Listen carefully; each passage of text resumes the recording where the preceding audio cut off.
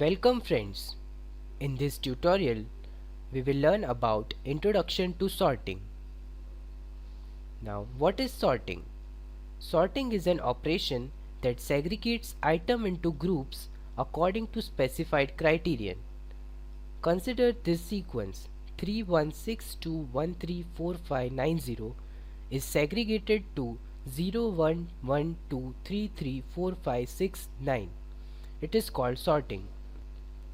Why should we sort? Let us consider some examples. If books are not sorted in library, it would be very difficult to find a book. Sorting is used while arranging individuals by height. Blockbuster movies are sorted, and we can sort numbers, that is sequential order. Now let us talk about complexity. Most of the primary sorting algorithms run on different space and time complexity. Time complexity is defined to be the time the computer takes to run a program or algorithm in our case.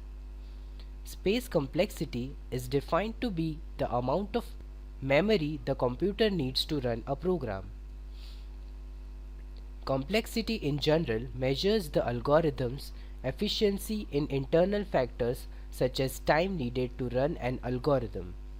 External factors that are not related to complexity, size of input of the algorithm, speed of computer and quality of computer. These are external factors. Now, algorithm analysis means to quantify the performance of the algorithm, that is, the amount of time and space taken in terms of n. Running time is expressed as t of n for some function t on input size n. Now let us see some notations: big O(n), omega n and theta n. An algorithm or function Tn is big O Fn whenever Tn's rate of growth is less than or equal to Fn's rate. An algorithm or function Tn is omega Fn whenever Tn's rate of growth is greater than or equal to Fn's rate. An algorithm or function Tn is theta Fn if and only if the rate of growth of Tn is equal to Fn.